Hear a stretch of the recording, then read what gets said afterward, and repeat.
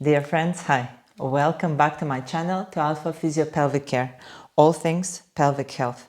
And today I will talk about a very, very important topic that is directly related not just to our pelvic health, but to our overall health.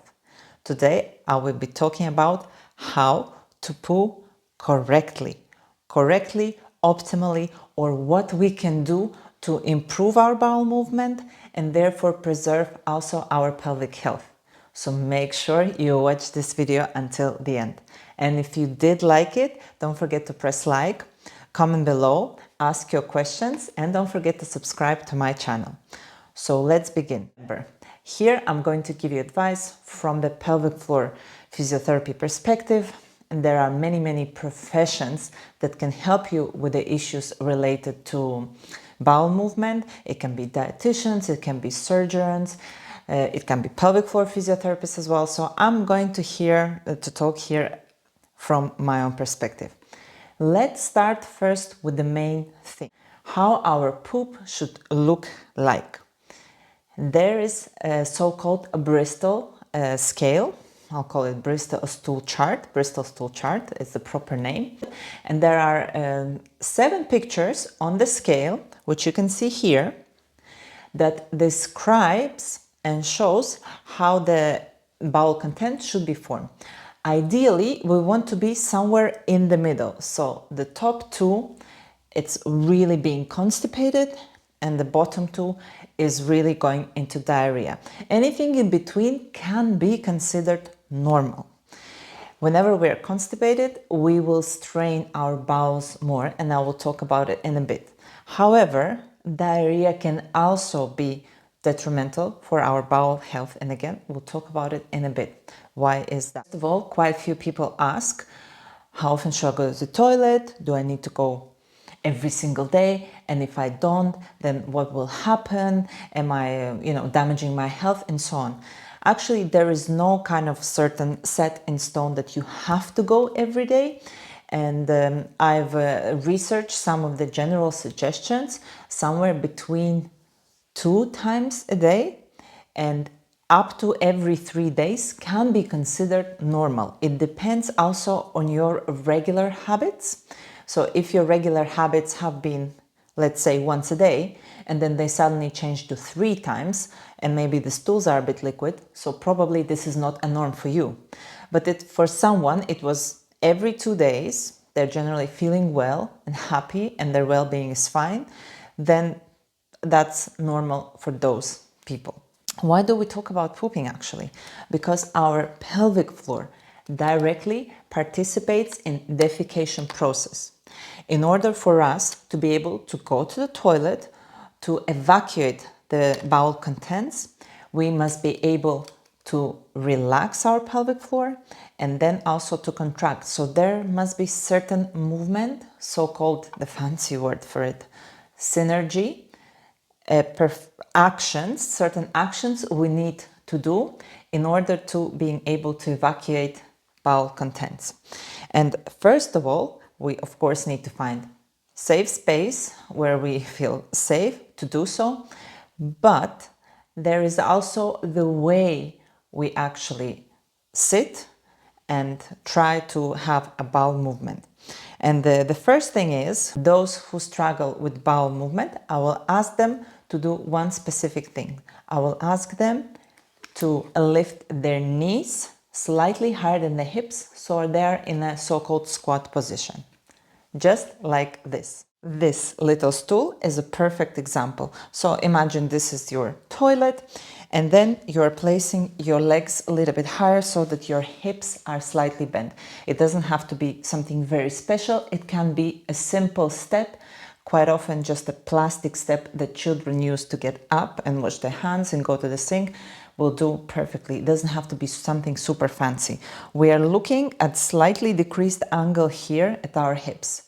Why we want to do this? So imagine this is your pelvic floor around here, and this is the opening of the bowel, and this is your rectum.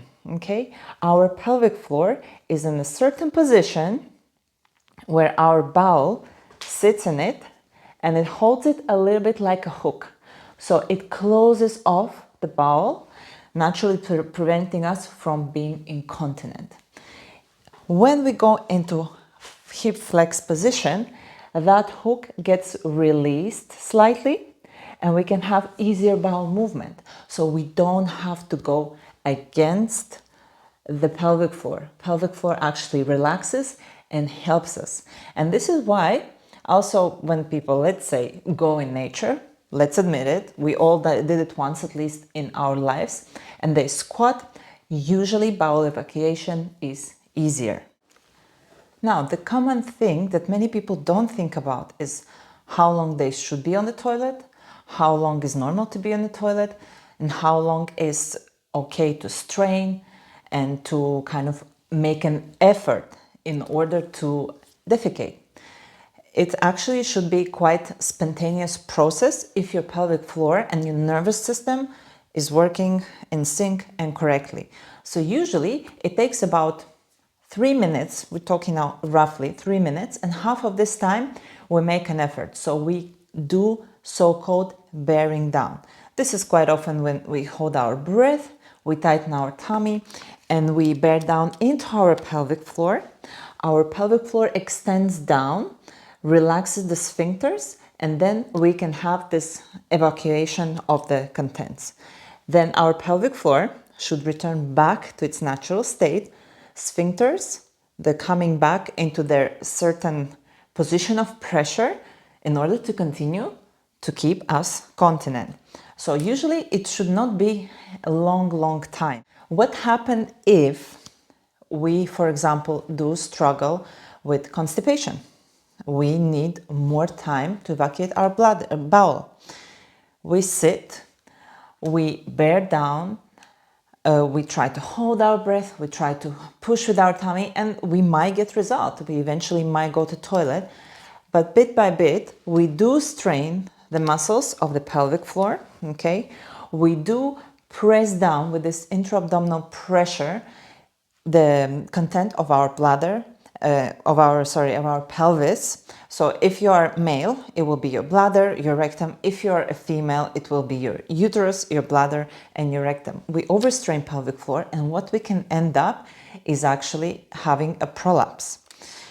Or if we do have prolapse already, when organs are dropped down, it can make it worse. And then it will not provide natural resistance in order to have evacuating natural resistance of the pelvic floor in order to evacuate the content that we have in our bladder, and we strain it descends lower and lower and lower, it overstretches, but we don't have that strength to push out.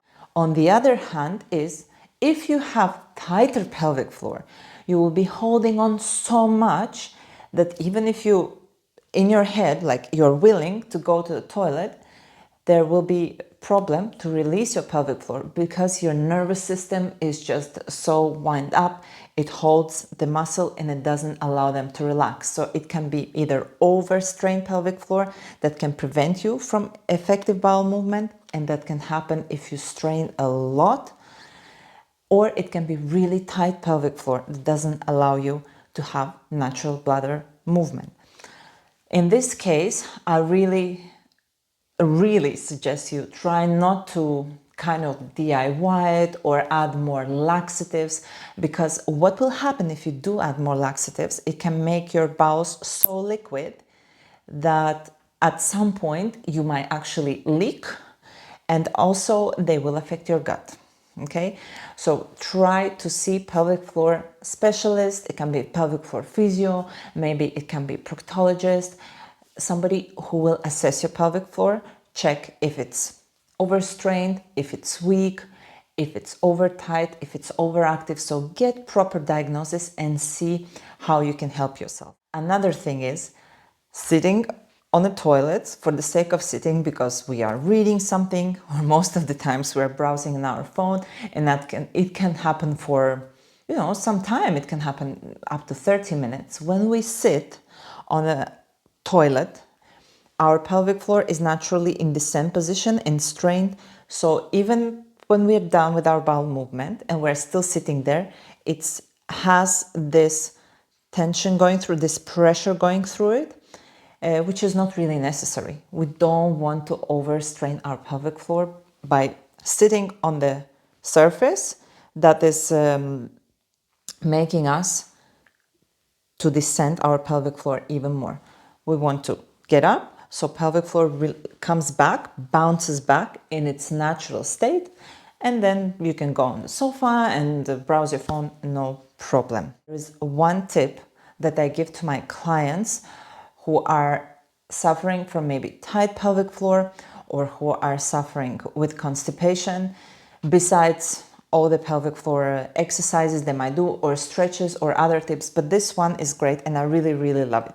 Please note it down. So when you sit and you want to go to the toilet, usually, as you know, if you see my other videos, on a breath out, we always engage our pelvic floor. So we squeeze and lift. This is when we want to strengthen it. Now, when we want to go to the toilet, what we're going to do, we take a nice deep breath, slow. And as you breathe out, and this is one time when you breathe out, you imagine you're breathing, you're blowing the candle, okay? And as you're blowing the candle, you let the anal area and the area of pelvic floor descend. So you actually gently let it descend and you gently strain. So you're going to breathe in, blow the candle, go to the toilet. What it will do? First of all, it will reduce the intra-abdominal pressure from what would happen if you would just hold your breath and strain, okay? It will make it more gentle on your pelvic floor. It will make it more gentle on your organs, and it can help you to have a better, more natural way of releasing your pelvic floor in order to have a bowel movement. Thing I would really like to mention here is hemorrhoids. Hemorrhoids are so common these days, and it's not only for women who gave birth, it's for everyone. It's our lifestyle, it's our sedentary lifestyle, it's not enough blood flow around our pelvic organs, around our anus, and it's also our diets, to be honest, and our toilet habits as well. So quite often people get hemorrhoids around the anus. It can be outside or inside, and remember, hemorrhoids can prevent you to have effective bowel movement, especially if you don't really see them. They're internal hemorrhoids and you feel like there is something on the way, then really go and check with a doctor if indeed you have hemorrhoids or you don't. Also, if you do have larger hemorrhoids, they might create feeling of not emptying fully. I have come across this in my work. So again, if you know you have hemorrhoids, you went to the toilet and you felt like it's something's still there. It can be your hemorrhoids, and the only way to check it, if you do a bit of pulsating pelvic floor exercises and you get up and walk around and the feeling disappears, it might have been hemorrhoids. Again, it's always good to check with a healthcare professional and not to play the guessing game. I have a separate video for hemorrhoids, Hemorrhoids SOS by Pelvic Floor Physio, so please check it out if you do suffer from hemorrhoids. And the one thing I would like to mention, the last one, and I'm probably totally not expected from a pelvic floor physiotherapy, but I believe I do need to mention because I come about these things in my work, and this is important to know. Anal sex. If people want to practice anal sex, they can practice anal sex, and that's fine. One thing is that you do have increased risk of injury. You do have increased risk of creating incontinence later on in life. And there is no one who can say to you that you're the high risk or the lower risk. Honestly, sometimes it is a matter of luck. So if you do decide to practice anal sex, it has to be with somebody you really trust. It has to be gradual penetration. It has to be with a lot of lubricants, and absolutely not with a numbing lubricant. Because if you have numbing lubricant and you don't feel right, it will numb this sensation and you can sustain an injury of your anal sphincter. And to fix anal sphincter, it's a really serious problem.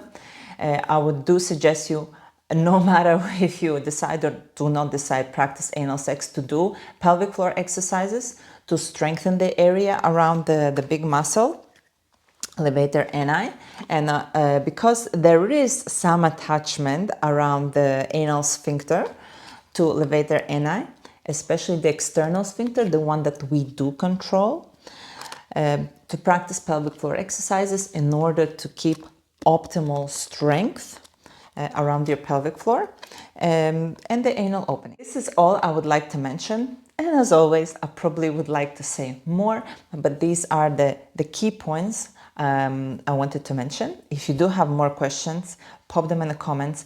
I will definitely elaborate more on that. Thank you guys for watching.